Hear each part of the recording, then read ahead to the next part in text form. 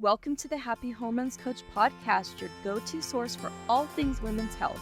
I'm here to guide you through the ups and downs of hormonal changes, helping you understand how these shifts impact every aspect of your life. So whether you're in the perimenopause phase or really any other phase of life, looking to improve your overall well-being, or just seeking practical tips on stress management, nutrition, and fitness, then this podcast is for you.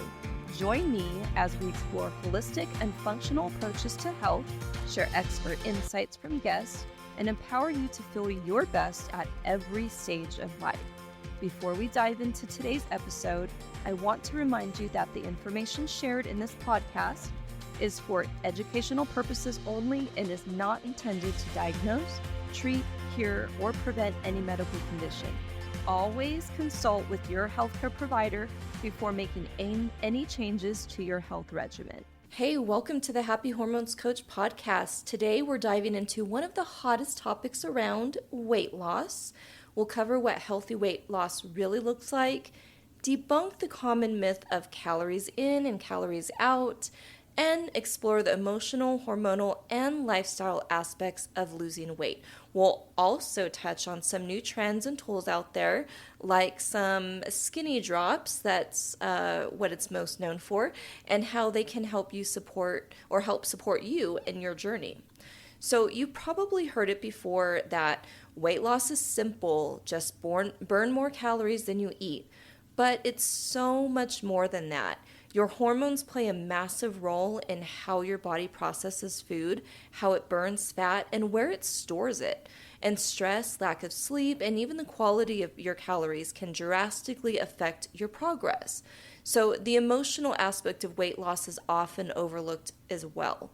And many of us struggle with our relationship with food, and it's crucial to understand that your emotions, mindset, and stress management all impact your weight. So there's a lot of noise out there, trendy diets, quick fixes, and flashy supplements. But let's cut through that noise and talk about some science-backed strategies. So there's also intermittent fasting, which is still popular, but now we're seeing a focus on circadian fasting, or you're eating for your circadian rhythm, where you eat in alignment with your body's natural rhythm.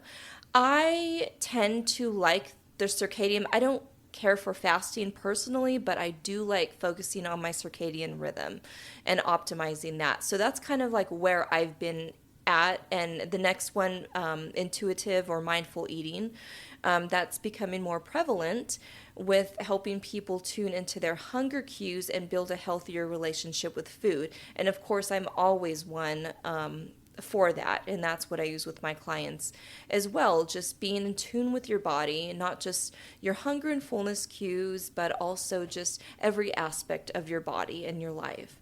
And there's also functional supplements like the skinny drops is what they're known for, and they're getting attention too, and you'll see that probably likely on all your social media feeds, because that's what I've seen too, and I had to just jump on board and see what it's all about. And so I have a link in the show notes if you want to check it out and try it for yourself.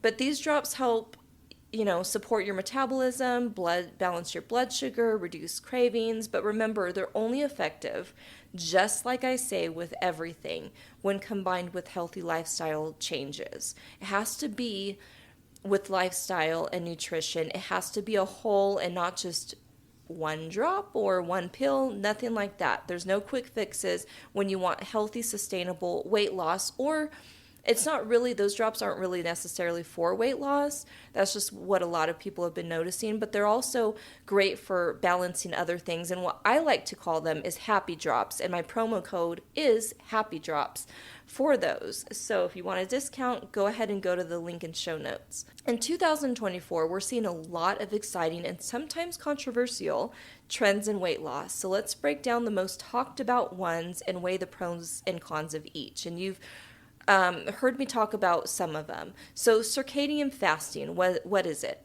Unlike traditional intermittent fasting, where you eat within an 8-hour window or whatever window that fits you, circadian fasting aligns your meals with your body's natural rhythm, meaning you eat during daylight hours and avoid eating after dark.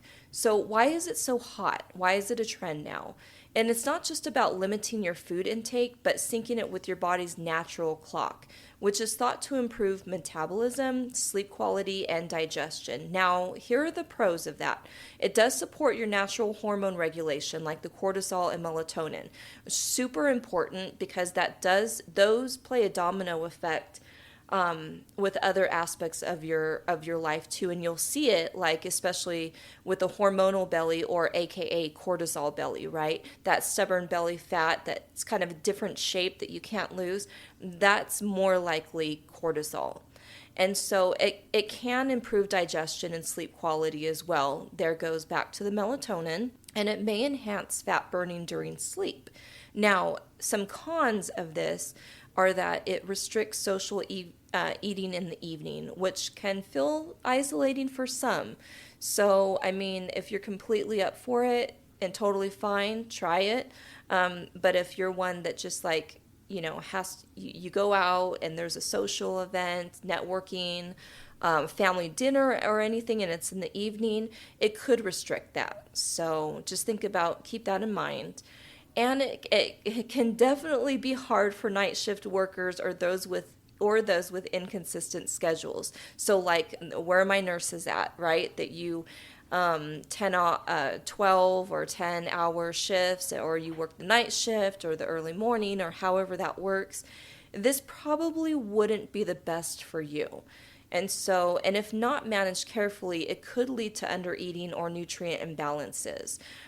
We definitely don't want that. That's why I'm saying if you are a night shift worker, this probably wouldn't be the best one to try. So like a person may eat between 7 a.m. and 7 p.m., focusing on whole foods during those hours and hydrating well before bed to improve overall recovery. That's just an example of like how this may work. But of course, when it starts getting darker early, you may need to stop earlier before 7 p.m. So just that's how that works. Now, here's a hot topic that's very controversial. GLP-1 receptor agonist. What is it? Like Wegovy, Ozempic, things like that you've likely heard. You probably seen me, if you follow me on social media, specifically I mostly do post on Facebook, and then you probably heard me say like Ozempic pandemic, right? Because this year seems pretty much that's the topic. It's kind of like we're in a pandemic of that, in my humble opinion. So, well, what are they really? And originally, they were developed for diabetes, and these medications have become hugely popular for weight loss due to their ability to regulate appetite and blood sugar. But again, let's go back to it. What were they originally developed for? Diabetes. And it was with those patients that were closely monitored and tested as well. So, with their physician or practitioner. And so it's not just like they were just giving out these drugs and not monitoring them. I mean, they were closely monitored. So why is it so hot, though? Why is it so hot, especially this year?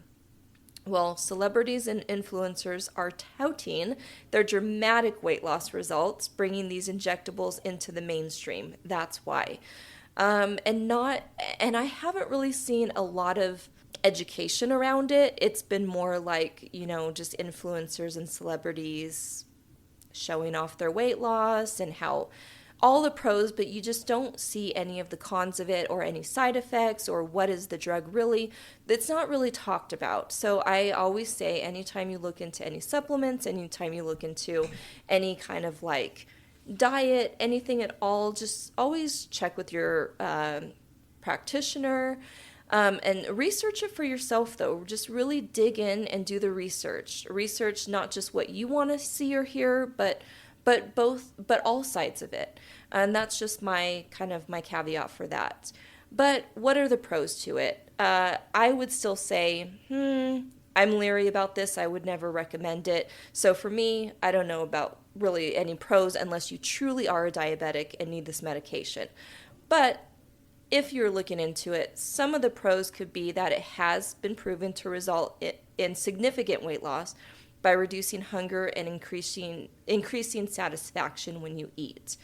And it may help people with insulin resistance, which is a common issue with those with struggling to lose weight. But there's a lot more that goes into insulin resistance. And also, I have to say, significant weight loss in and of itself, how fast are you losing weight? I mean, there's a healthy way to lose weight, and there's a not healthy way. So we want a good gradual weight loss. We don't want like all these pounds all at once. So just be careful of that too. How fast are you losing weight, and how fast when you stop it will you put it on? And what are the other symptoms that you may be experiencing? So just be cautious about that. Another pro could be that it can improve markers of metabolic health like blood sugar and cholesterol. Now, cons. They can have side effects, as you know, with any medication. And it's not a long-term solution for many. Weight regain can occur once the medication is stopped, just like I mentioned, and it can come back with a vengeance. It is expensive, and it's not always covered by insurance, especially if you are not needed. So, what's an example of this? Well, someone may lose weight quickly on these medications, but if lifestyle changes aren't made along with it, the long-term results may be less sustainable. It's just not gonna last. So let's go to the third one. So mindful and intuitive eating. Now, this is one that I do like. This is one that I do like to use, especially with just like a whole foods approach. So, well, what is it? A non-diet approach that focuses on listening or tuning in to your body's hunger and fullness cues, like I talked in the last episode, rather than following strict diets or counting calories. So why is it hot? So really, in an era of diet fatigue, which all of us are in, people are craving a more sustainable, compassionate way to approach food and a healthier relationship with their food. So mindful eating has been proven to help people build a healthier relationship with food, especially those dealing with emotional eating or binge eating. Let's take a quick break.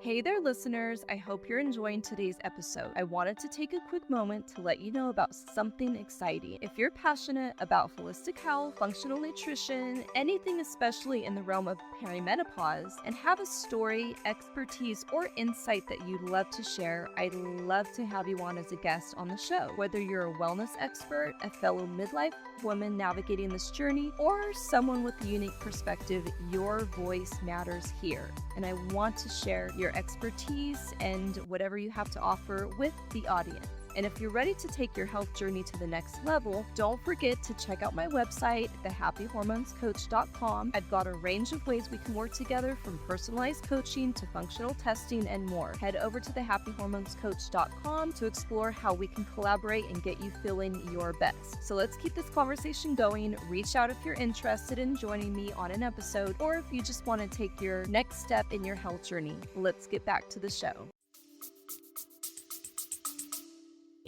Now, I have to be transparent. I was one that really, really struggled with emotional eating for the longest time, even working with an awesome mentor and nutritionist that I still work with.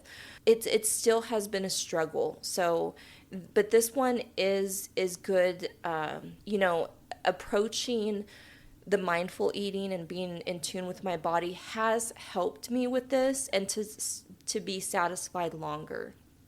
And so that's just my personal experience. But of course, as always, when I'm talking about any of these, it's not that I am actually promoting any of these. This is just what's kind of trending in this day and age. Although personally, I do use this approach. So, pros. It improves your emotional and mental relationship with food. It also encourages natural, gradual weight loss without deprivation. So you're not starving yourself. You're still getting your calories. You're getting your nutrients. But it's just more of a natural approach. And it is sustainable long term because it does avoid restriction and guilt around food. Now, there are some cons. And the cons are results can take longer compared to stricter diets, which I have seen. Like I've been posting, I have been losing weight. I check in every 2 weeks and take my measurements. I'm not one that likes to do it every day or every week, but I do every 2 weeks, and I do continue to gradually lose weight. But of course, it's going to be a little bit longer than if I were just to take pills or something. It is going to be longer, but I feel good, and I've already started noticing, like I need to buy pants, which is great. So that's wonderful. But again, that's just me. So it requires self-discipline and awareness. And it can be difficult for those used to like rules around eating. So yeah, if it's easier if somebody tells you what to do, or if there's a diet that you have to follow a strict, discipline with, versus like self-discipline and awareness and tuning into your body. That definitely could be a con for some if you need, if you're one that like just wants somebody to tell you what to do. But it also is sustainable. So there's a lot more pros than cons to this. And it doesn't focus specifically on weight loss, so it may not be the right fit for those of you with a very specific goal in mind.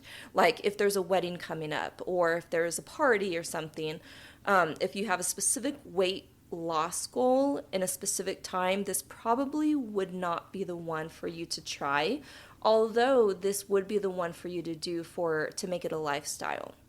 And that's what I would recommend. So what's an example of this? So a person practices mindful eating by slowing down during meals, eating without distractions, and honoring their body's signals to stop when they're full, rather than eating until they're stuffed. And again, going in tune with your body. And this is kind of what I talked about on the last episode as well. So it's just really sustainable, and I actually really love it. So what's the other one? So personalized nutrition and DNA testing. DNA testing has been a trend a lot this year that I've noticed. So what is it? It's using your DNA and other biometrics like gut microbiome tests to create personalized eating and fitness plans. So these tests analyze how your body responds to certain foods, nutrients, and even exercise types. Why is it so hot? The idea that one-size-fits-all diets don't work is leading more people to seek personalized solutions that really truly are in line with their unique genetics. So that's why it's so hot. And I've seen this a lot in the functional space, DNA testing and the gut microbiome. Now, while I'm not against those, I don't believe that testing would necessarily need to be the first priority when working with the client, especially when it comes to nutrition and diet. That's just my beliefs. But here are some of the pros to it. So it is highly personalized. It does help you understand how your body responds to certain foods or nutrients, and it can help you identify potential intolerances or imbalances that could hinder weight loss. It does encourage long-term sustainable lifestyle changes based on your needs, but the cons are it is expensive, especially if you're doing multiple tests, like if you're going to do the DNA test and the gut microbiome test. It definitely could add up when I believe you can do other things first. Some results may be hard to interpret without professional guidance, so of course the cost will go up, so you can get a call unless it's included with your testing. And the science is still emerging. So results may vary, and it's not a magic bullet for weight loss. So an example of this would be someone discovers they have a gene variant that slows their metabolism of fats, and they switch to a lower fat diet to optimize their results. So again, it's up to you. Those are just some of the examples of the fads or trends that I've been seeing in 2024 around weight loss. There are so many more, but those are just a few. And so what does healthy weight loss look like? Healthy weight loss is gradual. That is gradual. It's not a quick fix. We're talking about 1 to 2 pounds a week. Anything faster than that may not be sustainable or healthy. That's what I'm saying. Even using myself as an example, I've been seeing sometimes even like 0.5 pounds a week or every 2 weeks. And for me, that's still a win because I want to be sustainable. I want to know that I'm changing my lifestyle and habits and not just taking something to like shed the pounds when I know when I'm just going to eat something or get off that medication or pill, it's just going to come back faster. And so to me, gradual is always better. That's a healthy weight loss. And you want to focus on fat loss, not just losing weight. This is crucial and huge, and I wish more people talked about it. Because when you see all these, different pills, or even the drops that I'm talking about, and even seeing some results on the scale for myself, I mean, muscle mass is crucial for your metabolism and overall health. We need that. And so if you don't have I have a body fat scale, but a lot of times people don't.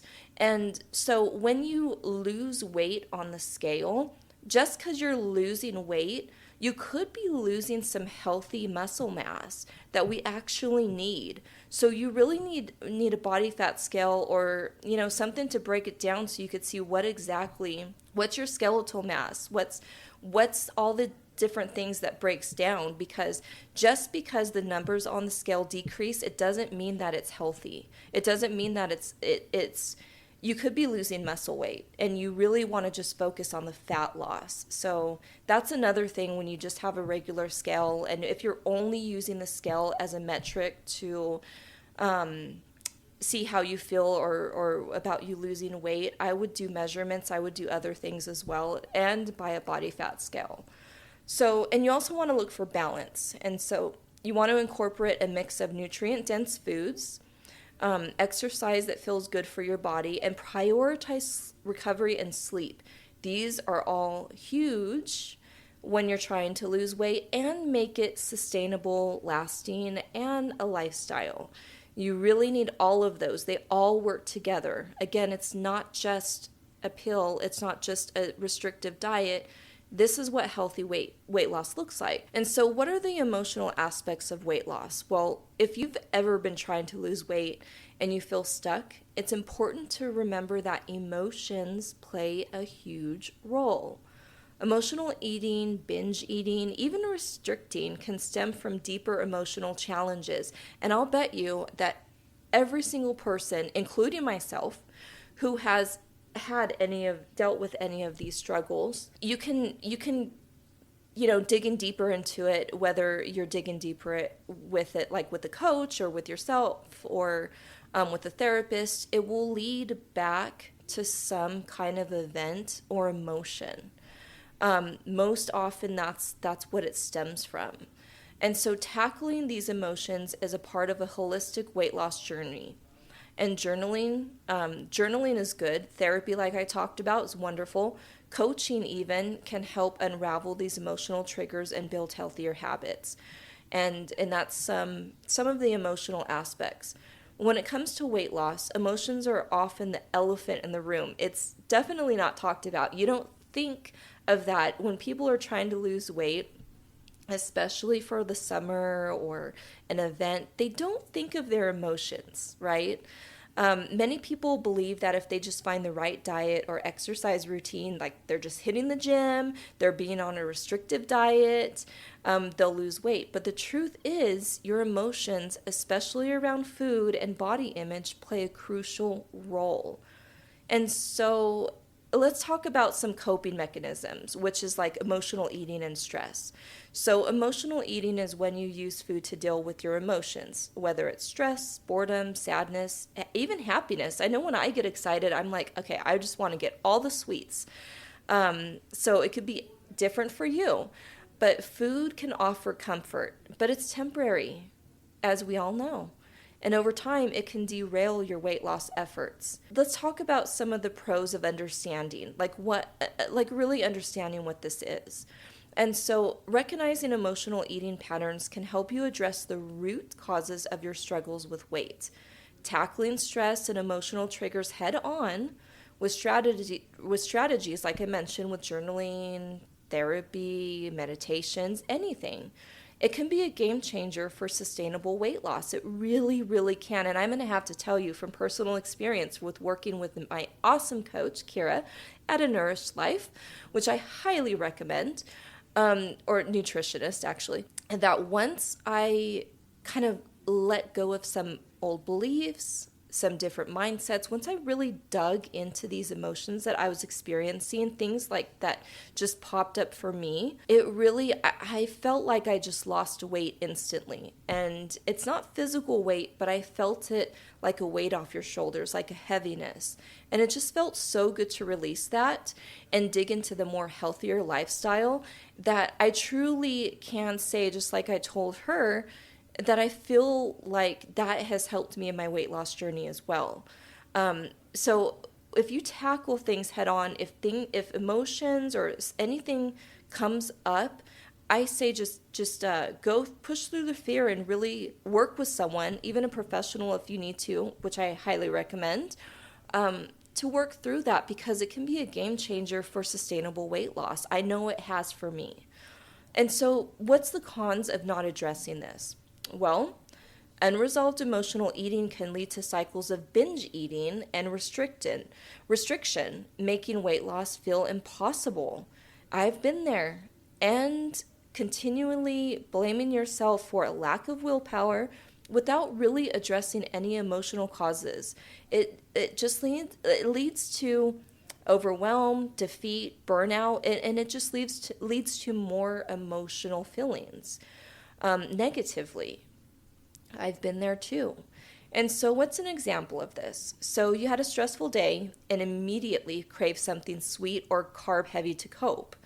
Understanding this pattern allows you to pause and choose another way to deal with the stress, like going for a walk, practicing some breathing or meditations. And it's just really naming it. Noticing and naming it is what I like to do with my clients. And even for myself, do I really want it? Am I feeling hungry? Why do I want it? Do I need it? Just kind of like just pausing for a second before instantly reaching for something is a game changer. And so let's talk about body image and self-worth.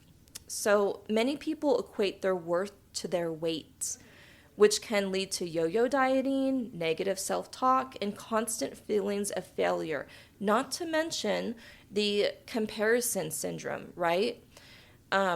That happens a lot, especially on social media. Those that are not sharing their journey, but sharing the wins or the results only, before or afters, but not the journey to get there. It definitely can lead others to feel, what do I want to say? It's just unrealistic expectations, basically. And it can lead you to feel you're not worthy. What's wrong with you? When a lot of these influencers, a lot of these people don't share their journey with you. So you don't know what it took to get there. Whether it's a quick fix or it's something sustainable, all you're probably going to see most likely, and if I was a betting person, I would say it would be more advertising, I would say, for like supplements or something that they're trying to promote, honestly.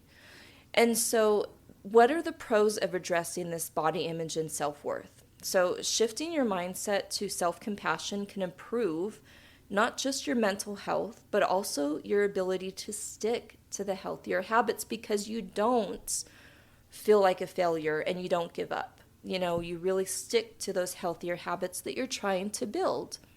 And feeling good about yourself now, right now, wherever you're at, regardless of your weight, it does lead to more sustainable long-term habits, because you're not constantly chasing a unrealistic, idealized body image. And so that's really important. What are the cons of ignoring it? So negative self-image can lead to extreme dieting, overeating, and an unhealthy obsession with the scale. Those are all not good. This can result in disordered eating, increased stress, not to mention increased stress on your body and your adrenal glands, and burnout, none of which support long-term health. If anything, it's pushing you towards disease and weight gain and all these, just your mental and emotional instability. And so an example of this is, instead of punishing your body with extreme diets and workouts, you begin to focus on self-care practices like movement that you enjoy, foods that make you feel good, and speaking kindly to yourself, having that self-compassion. And so, what are some pros and cons of addressing emotional weight loss? Like these different factors. Well, it creates lasting, sustainable weight loss by resolving emotional barriers. And it does lead to better mental health, more joy, happiness, and a positive relationship with food rather than a negative, restrictive one. And it does help break the cycle of the yo-yo dieting and self-sabotage. And so, the con could be, it can be an uncomfortable and emotional process requiring time and possibly, like I talked about, professional help, which we all need, because you've likely heard me say therapy is not for the broken, it is for everybody. And that statement cannot be more true. And it does, the results may not be as immediate as those from like strict diets or quick fixes. So, saying all of that, what action steps can you take today? Focus on protein and fiber. So prioritize protein at each meal and get in plenty of veggies to help manage hunger and support muscle. That is what's going to keep you satisfied longer. It's going to make you, it's going to give your body all the nutrients it needs so that way you don't feel like you need to reach for something else an hour later. That should help sustain you. And sleep is a super important one. Aim for at least 7 hours, so 7 to 9 hours of quality sleep per night to keep your hormones balanced. We're talking cortisol here, and support fat loss. So manage stress.